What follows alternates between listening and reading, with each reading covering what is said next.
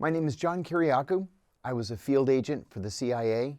I hunted, tracked, and captured terrorists around the world. This is everything I'm authorized to tell you.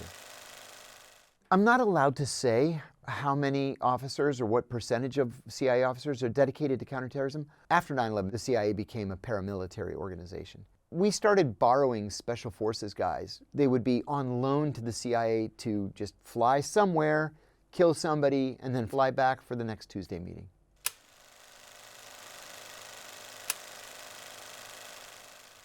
The most obvious risk of working as a counterterrorism officer, obviously, is the risk of death.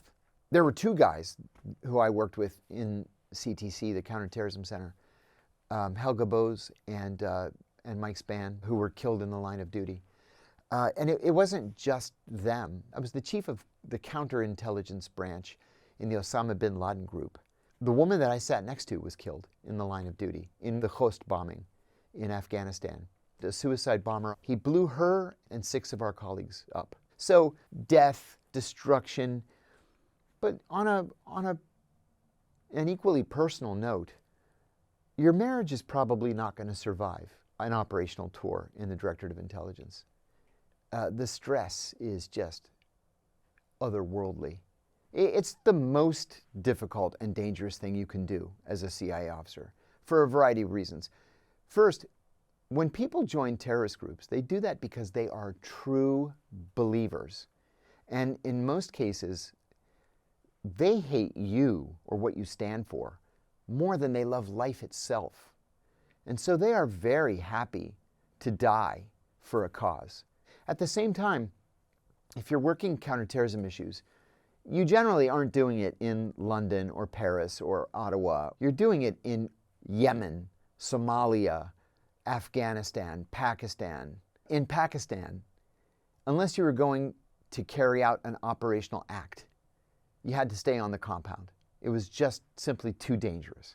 And so not only do you have this exceedingly difficult job to do, but you have to blend in and not attract attention to yourself and keep yourself safe at the same time. I'll give you an example. When I was stationed in Athens, Athens was one of the most dangerous places in the world for Americans, especially for American CIA officers. 17 November had murdered the CIA station chief, 2 U.S. defense attachés, and a hapless Air Force technical sergeant. This was a very, very lethal group. And so that was my primary job, to work against an incredibly deadly group. And I was the go-to guy on Arab terrorism there because I spoke Arabic. And I drove an armored car, level 4 armor. I carried 2 guns. I had a Glock 9mm on my waist and a Smith & Wesson 38 on my ankle. Even kept a buck knife in my back pocket just in case everything turned to shit, and that's all I had left. Halfway through my tour, the British Embassy received a new defense attaché. His name was Stephen Saunders. He was a 1-star general, brigadier general. Everybody loved him. Everybody liked to be around him, the life of the party. He loved being on camera. So anytime you're at some event and there's a camera, Stephen would run up to the camera and give an interview, which is, great if you're not in a country that's categorized as critical threat for terrorism. I took delivery of this new BMW 540, fully armored. And so we were at a cocktail party the day that I got the car.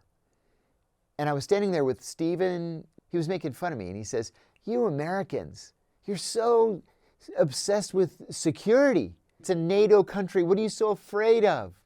And they all chuckled. And I said, "You Brits live in a dream world. If you think because they have palm trees and pretty beaches that they're not going to kill you if they have the chance." And we all laughed again. And then a couple of weeks later, I made a mistake that I had never made before. I slept through my alarm. I had to just get on the main road and go straight to the embassy. And it was straight down this direct road called Kiriakou Boulevard. So I get on Kiriakou to go straight down the mountain and get to the embassy, turn on the radio, I'm listening to some music, and this announcer comes on and he says, "Avoid Kiriakou Boulevard. There was a terrorist attack at Philothée." I had definitely never heard that, but when he said it, I see this white Rover in the far left lane. There's blood all over the interior of the windows. And I can see when I get close enough that the driver's side window's been shot out, and Stephen Saunders drives a white Rover. It turned out that they had taken him to a hospital that was next door to the British Embassy, and he died there about 20 minutes later. I mean, we knew who did it. It was Revolutionary Organization 17 November. Now, 17 November usually would drop a manifesto at the site of the assassination, or they would mail one to a leftist newspaper. My boss runs into my office and he says, "Did you see the manifesto for the Saunders hit?" He says, "It mentions you." I said, "Come on, not possible." Like, seriously, nobody took security as seriously as I did. And he shows it to me, and it says in Greek, "We saw the big spy, but he was driving an armored car, and we knew he was armed. So we elected to carry out the revolutionary sentence on the war criminal Saunders."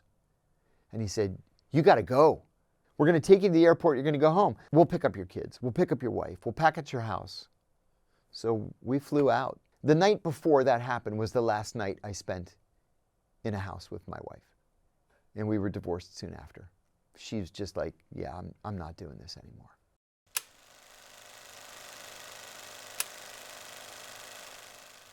Assets are critically important to counterterrorism because, as an American CIA officer, I'm not going to be able to infiltrate a group directly.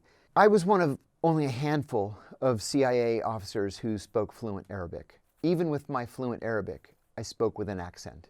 So John's not going to be able to put on a thobe and a dishdasha and walk into a terrorist training camp and volunteer. That's just not real life. It doesn't happen. And so your job is to recruit someone who is either a member of a terrorist group or can become a member of a terrorist group so that you can use his information to disrupt future attacks. There are a million different types of people that you might want to consider recruiting. But if you recruit a bona fide terrorist, someone who is able to get into the group, you're going to meet with him once a month for hours probably, and he's going to give you 5, 6, 10 different intelligence reports. This is what they're talking about. This is what they're planning. They want to do an attack in Bali or whatever. That's the stuff that you want to get. When I was training as a case officer, one of my instructors said to me that he had gone through his entire 30-plus year career in operations, and he never, ever had a target say no to a recruitment. And I said, "You must be like some kind of a magical wizard of recruitment." And he laughed and he said, "No." When you eventually say, "Listen, I'm not really, the economic officer here. I'm really a CIA officer." When you drop that cover, you have to be certain that they're not going to run screaming from the room, calling for the police, reporting you to their ambassador. You're going to get arrested. You're going to get expelled. Your career is going to come to a halt. You have to be 100% sure.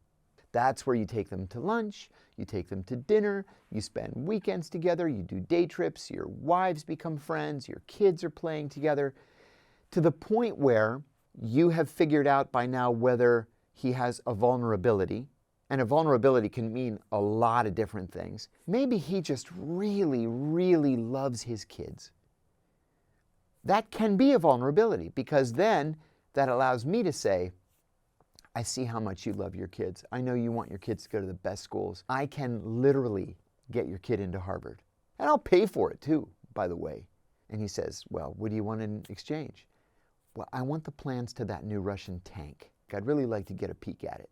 Another vulnerability would be, maybe the guy's wife has cancer, but you can get her into the Mayo Clinic where she can get the best cancer treatment on the planet. Maybe the guy's a drinker or a gambler, even better, and he's always short of money because he's maybe embezzling a little bit from the embassy. 95% of recruitments are made for the money. Sometimes it's ideology, sometimes it's this desire for excitement. They love James Bond, they want to be a part of it. And sometimes it's for revenge. They hate their boss, they hate their country, they hate their leader. You've got to develop that target to the point where he comes to believe that you are his best friend, to the point where in your heart he's willing to commit espionage for you. The resources at the CIA are virtually unlimited. In exchange, though, the information has to be incredible. let's say, but you have access to the location of the leader of Al-Qaeda, and we're able to break down the door and grab the guy, there's a reward for you of between $10 and $25 million that we will pay in cash, in gold, in diamonds, in land, any way you want to receive it. But the budget is going to be there if the information's good. I made a recruitment one time. I heard from a source a group of members of a terrorist cell were meeting for coffee in the same coffee house. Every single day, 10 o'clock, they'd go for coffee, which is a terrible thing to do by way of tradecraft, right? Never establish a pattern. I started going there at 9:30 in the morning. So sure enough, 10 o'clock, they came in, 4 or 5 of them. And one of them turned and looked at me. I did that for a week. I started the second week. Every day, 9:30, I'm sitting there with my Arabic newspaper. And this time one of them nodded at me. So I nodded back to him. And then one day, he came in by himself. And he sits down, and we start talking. And I ask him, how's his family?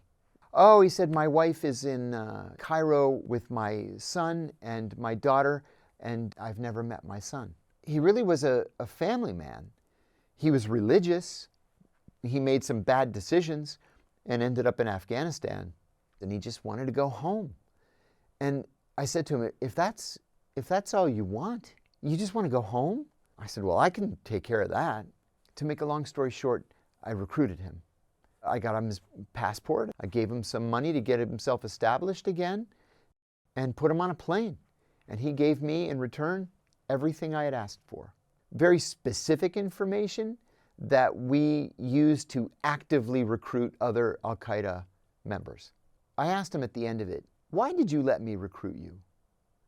And he said, I've been here for 5 years, and you were the first person who ever asked me about my family.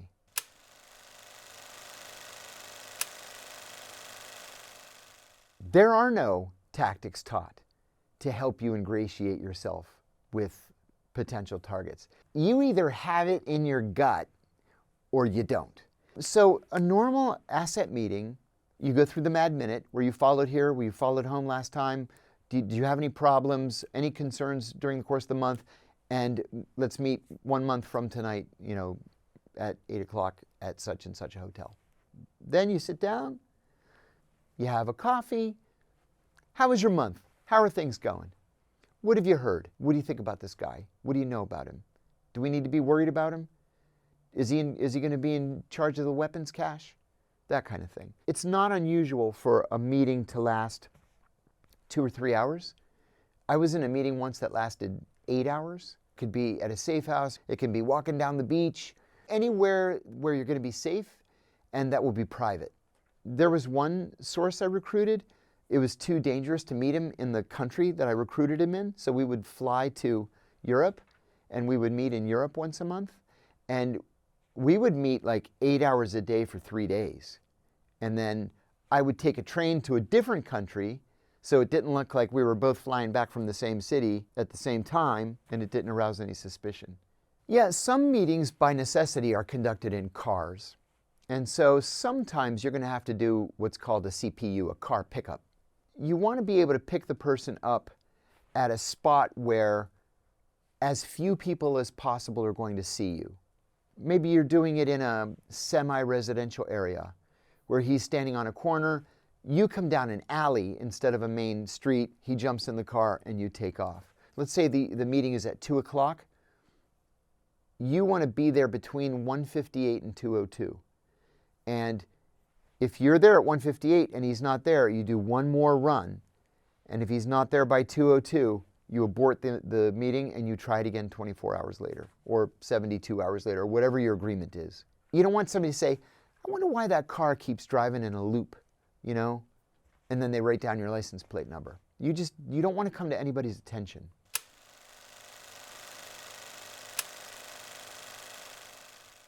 Double agents are indeed real.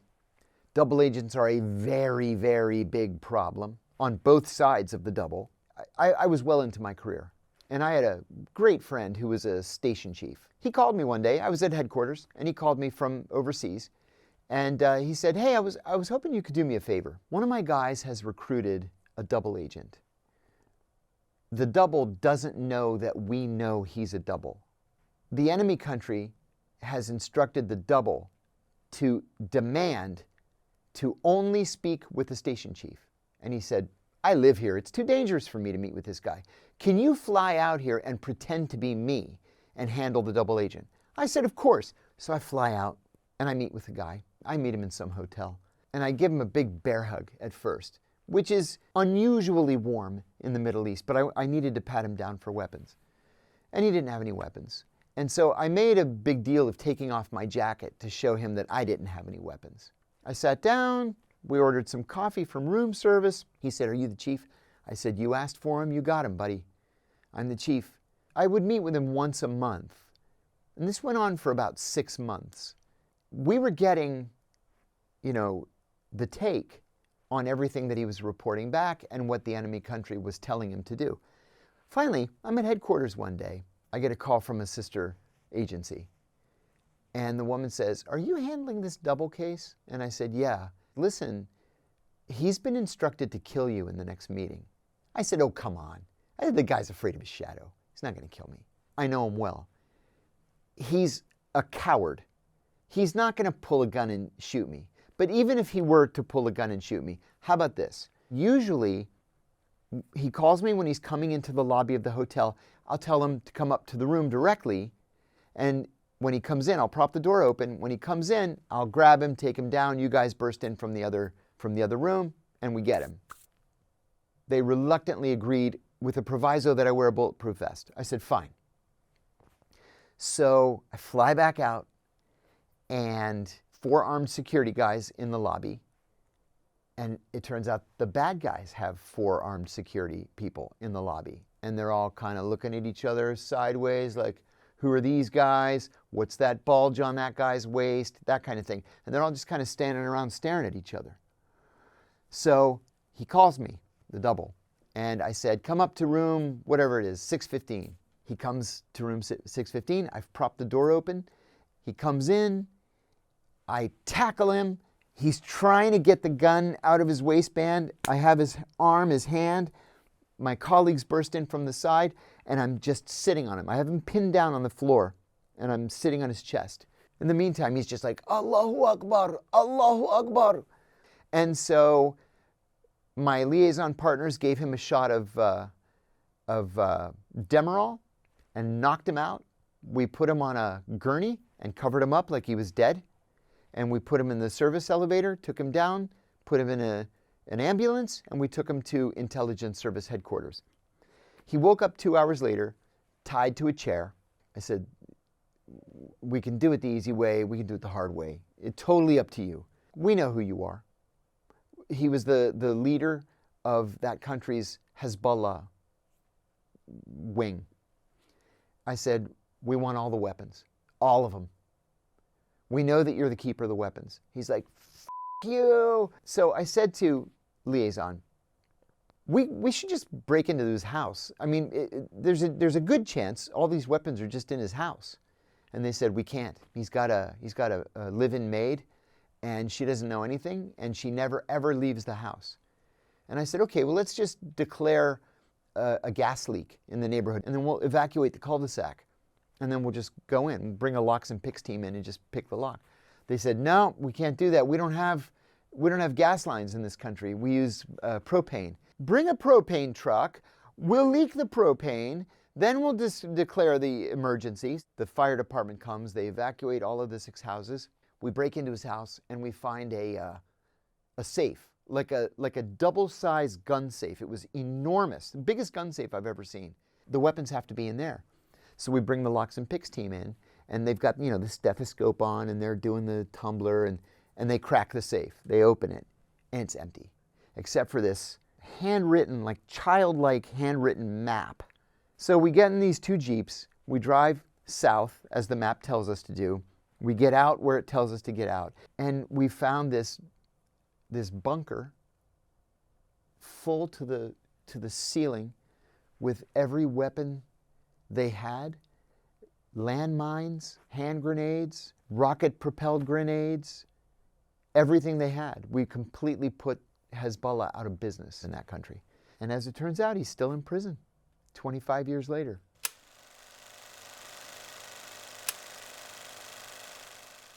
An SDR is a surveillance detection route. This is something that literally every CIA officer must be trained in. This is what's going to keep you from being assassinated or arrested.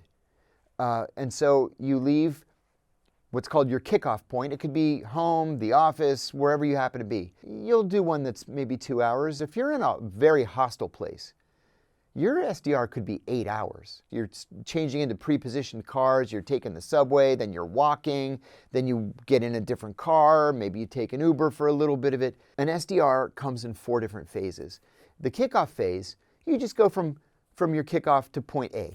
And then you do kind of it's called a stair step. Make a right, a left, a right, a left, a right, a left, to go to your next stop, which is maybe, it's a fabric store. When you're stair-stepping like that, you can definitely see if you're being followed. If you're being followed, you abort the meeting and you just drive home. And you do the whole thing again 24 hours later. If you are not sure you're being followed, you enter what's called the provocative phase, where you'll drive halfway up a block, then make a U-turn and drive back. Make a K-turn, drive back, pull into another driveway, make a K-turn. Stuff that doesn't make any sense at all. But that's just to make sure with 100% certainty that you're not being followed. I served overseas with a woman who was a legitimate State Department officer. She came into the office one day and she said, "Oh, I was under heavy surveillance last night. I took them on a ride that they'll never forget. I was going 100 miles an hour down the highway and I'm just sitting there listening."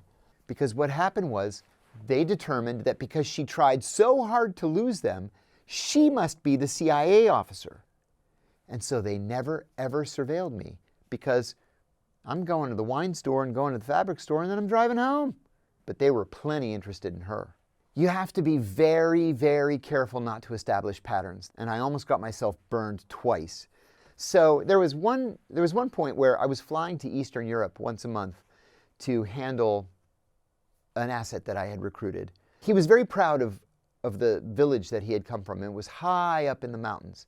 And there was a hunting lodge up there. He said, "Let's go to this hunting lodge. I remember it so fondly from my childhood, and they serve wild boar, and they serve bear stew, and all kinds of crazy stuff." So I went with him. I ordered a very unusual drink, which I shouldn't have, but it was something my grandmother used to drink. And I remembered it from my childhood, and he was talking about his childhood, so I ordered the drink. And the waitress brought it to me. The next month, I flew up to see him, and he said, "Let's go to the hunting lodge again. They have venison this time of the year, and it's really amazing." So we drive to the hunting lodge, and I ordered the drink, the same drink. And the waitress says, "I remember you." And I said, No, I don't think so. I've never been here before." And she said, "Yes, you have. You're the only person who's ever ordered that drink. And I've been here for 10 years. I said, "Oh, that's right. I was here once before." It's like, doggone it. She spotted me. Now, she was just a waitress. But what if she had been an intelligence officer posing as a waitress? Or what if she was a police informant who's going to now rat me out to the local cops that I'm meeting with this guy? And so afterwards I said, "I am so sorry. I blew it. We can never, ever go back there again." And we never did.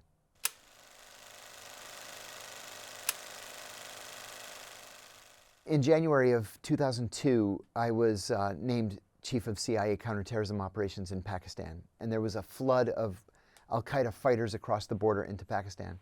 So I went out and I came up with this idea that instead of trying to catch them in these forbidding mountains, we'll catch 5, 10, 20 at a time in the safe houses. So that's the practice that we adopted. And then after I had been in Pakistan about 6 weeks, we got word that Abu Zubaydah was somewhere in Pakistan. We thought at the time, wrongly, that Abu Zubaydah was the number 3 in Al-Qaeda. If you wanted to be smuggled into Afghanistan to make jihad, he would smuggle you in. And finally, I asked headquarters to send a friend of mine out. He was a targeting analyst, somebody who pours through millions of bits of data to try to isolate the location of one person. I said, buddy, we're on the trail of Abu Zubaydah. And I said, but he's right ahead of us. We just can't catch him. Like sometimes we'd break down a door and there's a cigarette that's still lit. So I said, you gotta pin this down for me. We just can't find him. Finally, he came to me and he said, I can't get it down to any fewer than 14 sites. I said, 14 sites? We've never done more than 2 raids in a single night before. Like, this doesn't really help. So I cabled headquarters and I said, we're gonna need a big team. I asked for 36 people. I asked for a pallet of weapons and ammunition and cash and night vision goggles and more battering rams and you name it. And then the next day, a colleague of mine and 2 Pakistani officers started going from site to site to look at all 14 sites. We wanted to make sure we weren't driving into an ambush. Do they know we're coming tonight? Most of these places were little hovels, little one-room shacks made of concrete block or corrugated tin. It was miserable. We come out of the back end of the University of Faisalabad and there's this enormous yellow house, which corresponds with Site 12. And my Pakistani counterpart said, I can tell you right now, something bad is happening in there. He said, it's 100 degrees right now and all their shutters are closed. They have to be broiling in there, but they want people to think there's nobody home. We caught dozens and dozens of people crammed into that house. We're going to the last site, and the analyst calls me, and he says, Abu Zubaydah just made a terrible mistake. He accessed his emails from a landline. I said, oh my God, and the landline is associated with an address. And he says, and it's Site 13. I still have chills thinking about it. And I said, we got him. So we drive to Site 13, but it's an empty field. I said, how can this be? We're sure that he's here, but there's no house here. It's just an empty field. And the Pakistani major laughs and he says, now this happens all the time. He calls a young technical officer, climbs the pole, goes through this head of wires, finds the wire, follows it down the pole, down the alley, and he says, it's that house right there. We all gathered. It was like 60, 70 of us, Pakistanis, FBI, CIA, we all gathered at the safe house. I stood on the coffee table and I said, okay, so rule number 1, we have to take him alive. And exactly as the clock strikes 2, break down the door, separate the women and children from the men, and take all the men to the Faisalabad jail. And so at 2 a.m., I was on the roof of the safe house with my buddy, and I looked at my watch and I said, 0200, here we go. And then we hear gunshots, and I said, that's not good. We jump into our car, we speed over to Site 13, and there are 3 people laying in the street. One is obviously dead. One looks like he's dead or he's going to be dead pretty soon. And the other one is screaming bloody murder. So I said, what happened? And this Pakistani policeman says, we got him, we got your man. And he points at the guy who's like almost dead. I didn't have time to scream at this guy that the order was to take him alive. What happened was Abu Zubaydah, a Syrian bomber, and Abu Zubaydah's bodyguard climbed to the roof of the safe house and were jumping to the roof of the neighboring house to try to escape. And this Pakistani policeman was just picking them off as they were jumping. And he shot Abu Zubaydah 3 times in the thigh, the groin, and the stomach. So I said, this doesn't look anything like our target. We had a 6-year-old passport photo. So I called the analyst. I said, listen, I don't know if it's him. He said, give me a shot of his eye. I'll run a retinal scan. So I lifted up his eye and it was rolled back in his head. All you could see was white. He's bleeding to death. All I get are the whites of his eyes. He said, get me his ear. Take a picture of his ear. I didn't know that no 2 people on earth have the same ears until that night. They're like fingerprints. So I take a picture of the ear. Headquarters says, it's him. So we pick him up, throw him in the back of this pickup truck, speed to Faisalabad Hospital. So they rush him into surgery. But word got around the Al-Qaeda community that we had gotten him. And so they started driving by the hospital and just opening fire on the hospital. We kept diving down. I said to the Pakistani major that I was with, if they realize how lightly armed we are, we're dead. I said, can you get a helicopter in here? 20 minutes later, a helicopter lands in the parking lot. I walk into the operating room with like this, with my shirt up over my nose. I said, Doc, wrap it up. We have to go. We put him on the helicopter. Like 4 of us got onto the helicopter, and we flew to a Pakistani military base about 50 miles away. And the doctor there said he had never seen a patient with wounds so severe who lived. But he lived. And sure enough, it took a little while, but Abu Zubaydah started to open up. And the information that he gave was actionable.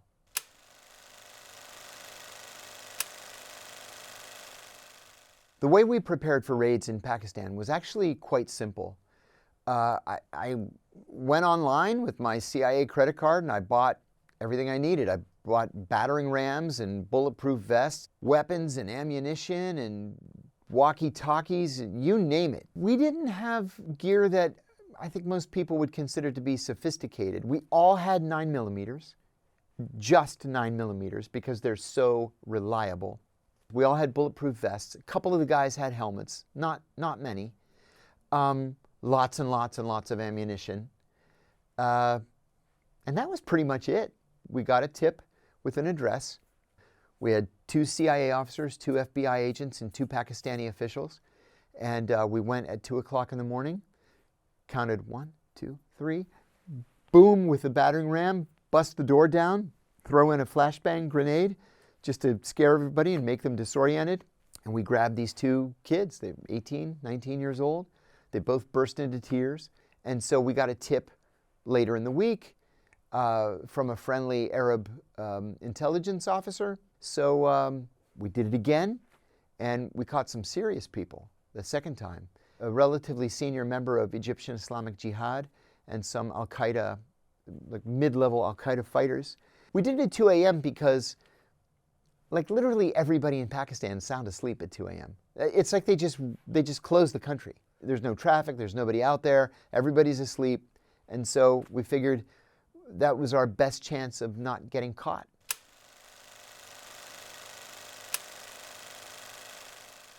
I did dozens of interrogations when I was in Pakistan, and I was always the good cop. It was always easier for me, more natural.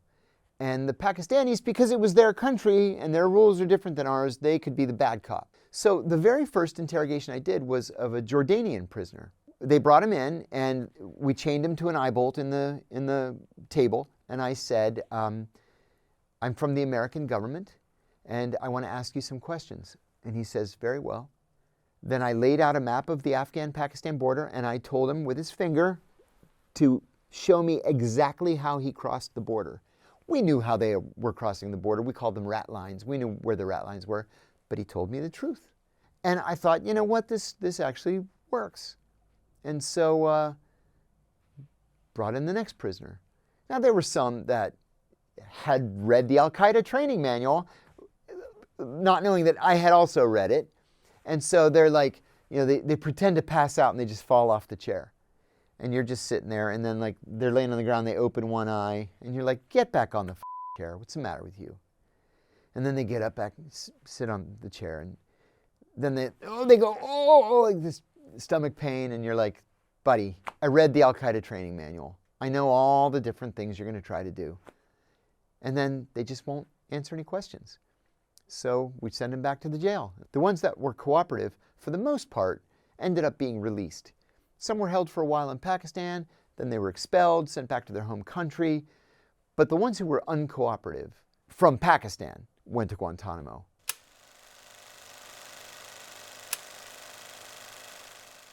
My conversations with Abu Zubaydah were generally not substantive. After 56 hours, the CIA sent in a private jet with a trauma surgeon from Johns Hopkins University Medical Center. He flew out to the base.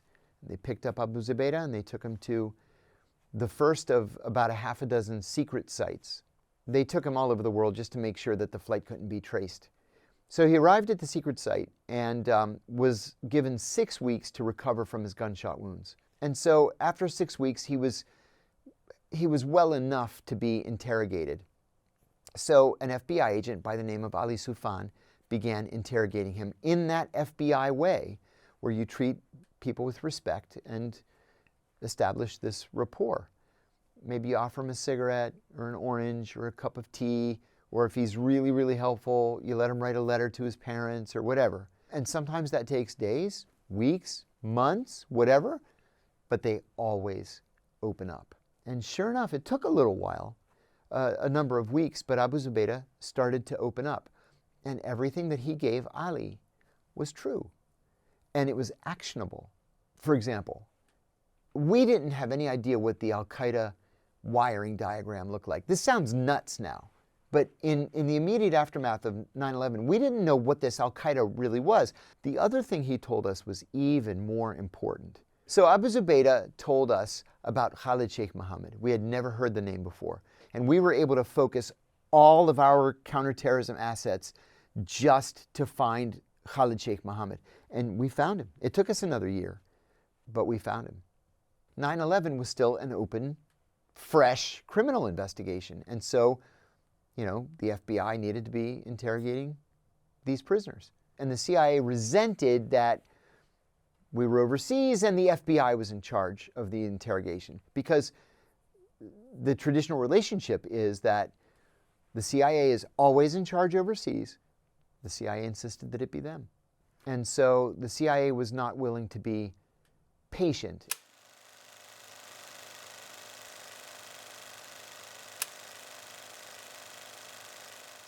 They picked up Abu Zubaydah and they took him to the first of about a half a dozen secret sites where he underwent merciless torture. And we have nothing to show for it. Torture is the worst possible interrogation technique. It does not work. Yes, eventually the prisoner is going to tell you what you want to know or what he thinks you want to hear. But there's so much garbage that's thrown in with that. It's going to take your analysts months to pour through the information to see what's real, what's not real. And by then, the bomb has already gone off or the operation has already taken place and, you've just cost more American lives. Torture is not appropriate under any circumstances. We caught a guy in Pakistan and we sent him off to be tortured. And I start getting these hair on fire cables from the secret site saying, here's an address in Quetta. It's the big Al-Qaeda safe house. You have to go raid it. And we bust down the door in the middle of the night, and it's just some old lady living in her house. Then we get another hair on fire cable saying there's a weapons cache, and it's buried next to this building in Peshawar, and here's the address. And we go, and it's a shish kebab restaurant. And we've got, metal detectors and ground penetrating radar, and there's nothing buried there at all. The Senate Select Committee on Intelligence majority staff decided to do a complete and comprehensive study on the CIA's torture program, which of course the CIA called enhanced interrogation techniques. They ended up writing a 5,000-page report that is so damning and so highly classified that all that was released was a very heavily redacted copy of the 500-page executive summary of the report. And so the CIA essentially admits that it came up with a torture program, it paid handsomely for the torture program, it implemented the torture program. When I returned from Pakistan, I was asked by a CTC colleague if I wanted to be, his words, certified in the use of enhanced interrogation techniques. I had never heard that term before. So I said, that sounds like a torture program. He said, it's not a torture program. DOJ approved it and the president signed it. I said, this is a torture program and I don't want anything to do with it. I was the only one who said no. That conversation about torture bothered me very deeply. And then I got passed over for promotion. I just captured Abu Zubaydah with these two hands. And we still thought at the time he was the number 3. And I got passed over for promotion. I went into my boss's office. I was screaming. And he said, in your promotion panel, the director said that you displayed a shocking lack of commitment to counterterrorism. I said, because I won't torture people. Well, I was also friendly with the deputy director of the CIA. And he came up to me. He came up to me one day and he said, he goes like this, your name wasn't on the list. I said, "You believe it?" And he promoted me with the stroke of a pen, which was incredibly generous. And then I went on to my next assignment after that. Resigned from the CIA a year later, went into the private sector, and I thought, this torture program is so wrong and so illegal. Somebody's going to say something to the media. And nobody did. And then in December of 2007, ABC News called me. I had never spoken to a journalist before. He had a source who said that I had tortured Abu Zubaydah. I said, absolutely untrue. I was the only person who was kind to Abu Zubaydah. I'll give you your interview. And so we met up at ABC News studios in Washington. I said that the CIA was torturing its prisoners. I said that torture was the official policy of the U.S. government. It was not the result of a rogue. And I said that the policy had been personally approved by the president. I am very sorry to tell you that Abu Zubaydah is still in Guantanamo today. This is a man who has been in American custody now for almost 24 years. He's never been accused of a crime, let alone convicted of one.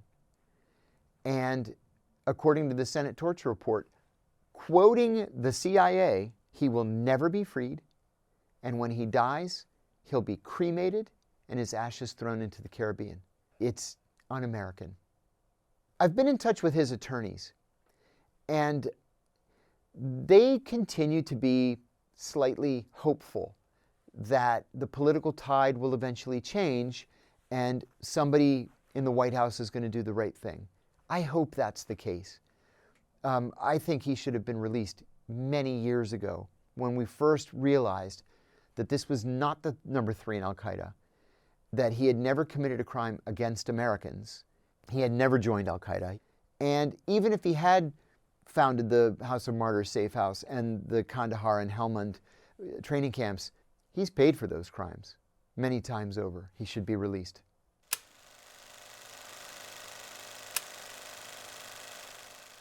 The CIA reported me to the FBI for revealing classified information. They investigated me for 3 more years. I had no idea my emails were being intercepted. Teams of FBI agents were conducting surveillance on me. And then I was arrested in January of 2012 and charged with 5 felonies, including 3 counts of espionage. So I was facing 45 years in prison. The government offered me 30 months, of which I would do 23, and then the whole thing would go away. My lawyers told me that this could be a blip in my life, or it could be the defining event in my life. Make it the blip. My wife and I stayed up all night long. And I said, by God, I haven't done anything wrong. I'm not going to take it. The lawyers were so mad, they came to my house 7 o'clock in the morning. And he said, you know what your problem is?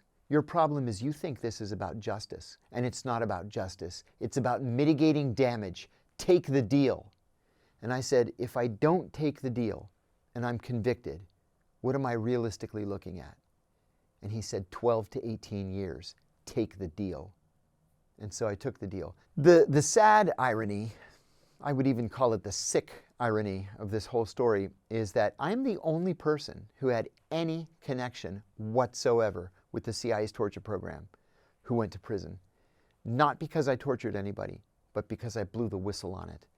The people who came up with the torture are free and rich, I might add. The people who approved the torture are free and rich. The people who carried out the torture are free. The people who covered up the torture are free. I was the only one who went to prison. And honestly, I wouldn't change anything. I'm on the right side of history, and they are not.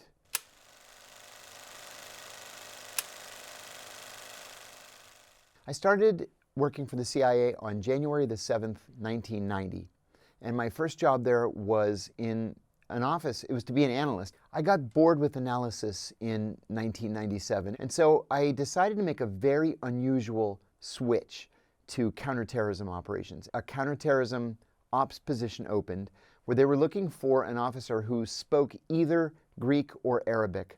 It turned out that I was the only person in the entire CIA who spoke both Greek and Arabic. They decided that it was a lot cheaper and a lot easier to take a linguist and teach them operations. So I got the job. Then you start the basic training on how to recruit spies to steal secrets. And you go to training at what's called the Farm, which is the CIA's famed training center. The first thing I did was a class that we called Crash and Bang. It was literally crashing cars through roadblocks or having your instructors shooting at your car with, paint pellets and you rolling out of the passenger door and opening fire on a robot that's firing at you from a van. The bang part was learning how to use weapons, the Glock 9mm semi-automatic handgun, the Smith & Wesson 38 revolver, the Remington pump-action 12-gauge. We fired tens of thousands of rounds and really became experts in these things. It was a lot of fun. And then you go into these other courses, things like defensive driving, counter-terrorist driving, surveillance and surveillance detection. And then I went on to my assignment in Greece. I was halfway into my tour in Athens when I received a cable inviting me to apply for acceptance to a new training course called Advanced Counterterrorism Operations. And I jumped at it. So I flew back to the States, took 6 weeks, and it was like in-depth, high-threat, high-danger counterterrorism operations. Then we started doing things like beacons, for example, or listening devices, or covert video, or, we were just starting with this notion of drones. It was all brand new. The driving portion was more about crashing through roadblocks, crashing through cars. I got injured in that training. I mean, this is serious. If you're in some island in the southern Philippines and the Al-Qaeda people down there are trying to stop you and they've got 2 cars blocking the road and you've got to crash through, you have to know which part of the car to crash through. For example, if they're just like this, right? The engine's too heavy. You're going to kill yourself if you crash into the engine. So you crash through the trunk, it pushes the car out of the way and you are able to drive off. You learn little things like the very first thing I do when I get in my car, and I still do it to this day, is I lock the doors. Before I even put the key in the ignition, I lock the doors. Because in training, they have you blindfolded and then they lift the blindfold off and you have 3 seconds to respond to whatever it is you see in front of you. It might be a roadblock, it might be a guy standing with an AK-47 in front of you, or it might be a guy opening your door very quietly to put a 9mm at your head and say, bang, you're dead, you fail. And then you have to do the whole thing over again. So you learn all these different techniques. They sent us out to Utah and then Nevada, and we just drove through the desert over sand dunes and, how not to get stuck. Then we were on a track, 60 miles an hour backwards and spinning around. We learned how to do pit maneuvers, but it's a lot of hands-on stuff. You're pretty banged up. Everybody had whiplash when we finished. And I had to have my right knee replaced. What we do for our country. So they prepared me for everything. In retrospect, nothing could possibly have better prepared me for 9/11 in Pakistan.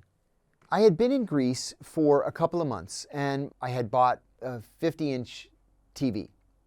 So I had the TV on the back seat of my BMW 540, my armored BMW. I noticed that there was a motorcyclist to my right, and he was trying very hard to stay in my blind spot. So when I slow down, he slows down. When I speed up, he speeds up. I'm a little nervous. So I unzipped my fanny pack so that my gun was easier to get. And I slowed down. He slowed down. I decided to slam on the brakes and try to hit the guy. But he was good. So I hit the brakes. I swerved to the right. He swerves to the right, I miss him. I speed up, he speeds up. I swerve to hit him a couple of times again, and I couldn't hit him. But then it's Athens, which is famous for its traffic. So we come to this intersection. It's like a major intersection. It's 12 lanes, if you can imagine. And it's just jammed full of traffic. So I'm stuck. I pull out my gun. I'm starting to kind of panic inside myself. Not thinking, I'm in an armored car. Just crash the cars out of the way. That's what you're trained to do. But I'm prepared to get out and shoot the guy. He gets off the motorcycle, he reaches into his waistband, and he pulls out what looked to me like a 38. It was a smallish gun. It may have been a 22, but it looked like a 38. I saw a path to escape. And so I gunned it. I crashed the motorcycle. The motorcycle just goes flying. And I take off up GVCS. So I got to the cops, and they found the motorcycle. It turned out the license plate had been stolen. Then the question is, was this an attempted terrorist attack? We went out to literally every single one of our counterterrorism sources.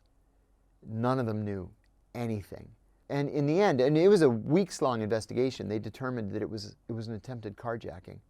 It was a thief who saw this, at the time, state-of-the-art, gigantic TV on the back of a BMW, and he thought, I'm going to carjack this guy and take his car and his TV. But it also put me in a frame of mind to be more wary, and so when I got to Pakistan, I was much quicker to act.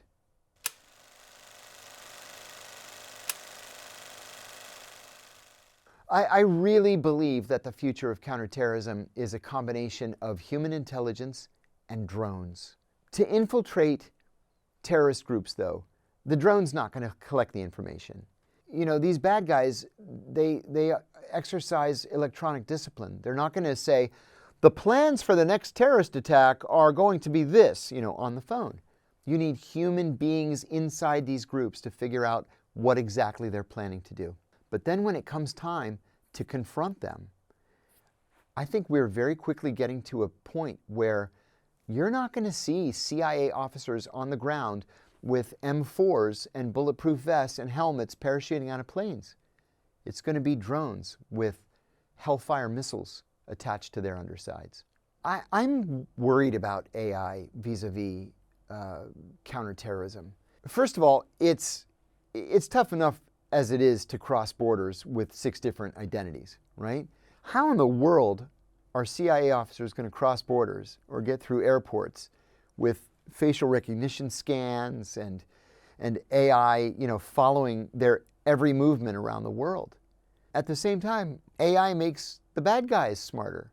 So CIA's got the money, and they have access to the right people and the right companies and the right experts to stay up on this. But this is going to be an uphill struggle. The international terrorism landscape changes constantly. There are some constants in that landscape, like ISIS or any of its variations. And then there are both Al-Qaeda and ISIS groups that have popped up individually in northern Pakistan, in India, in the Philippines, all over the place. So it's like playing whack-a-mole, where just as you destroy one, another one pops up that you have to bash in the head too. I think we should be choosing our battles carefully. We shouldn't be casting such a wide net. There's something recent that bothers me greatly, and that is the government's decision to expand the definition of a terrorist group, right? There's a pretty easy definition of terrorism. It is using violence to put forward a political goal. They're adding groups to the terrorism watch list that have never been on the terrorism watch list before. Groups that are loosely associated with what is called Antifa being added to the list is just silly to me. First of all, Antifa is not a group. It's an idea. It doesn't have a headquarters. They don't issue membership cards. They're just loosely affiliated people who are anti-fascist. I would posit that every soldier and sailor who participated in D-Day was anti-fascist. They would be Antifa. So that's just silly to me.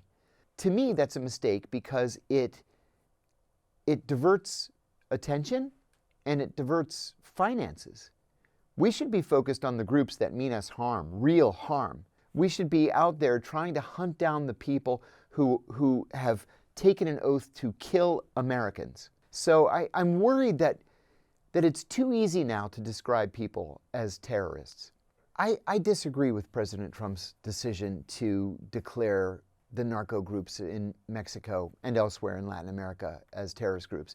At first, I thought that he did that solely for legalistic reasons, because it would serve to free up budgets, and it would also authorize NSA to begin wiretaps or interceptions of the cartel's communications, which is awesome, great.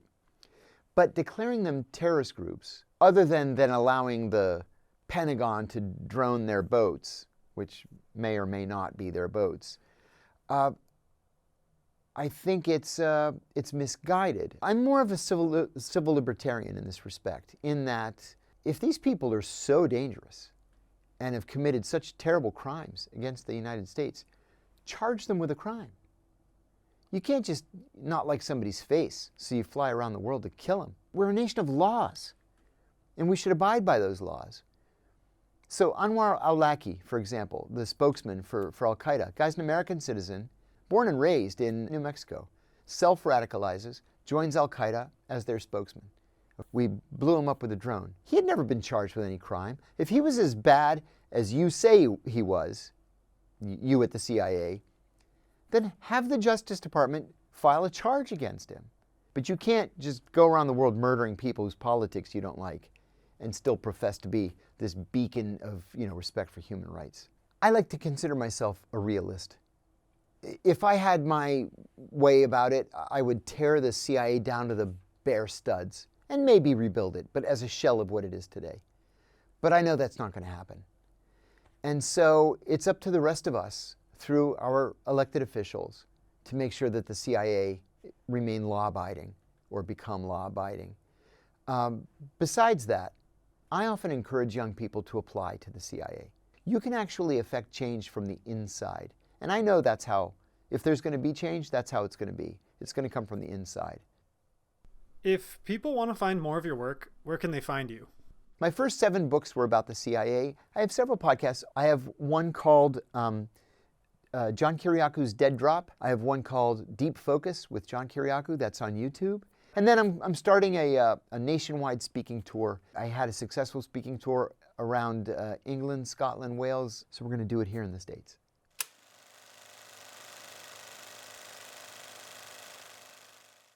Hi, I'm a producer and Authorized account. If you enjoyed this video, then please subscribe and comment with more topics that you'd like us to cover in this series.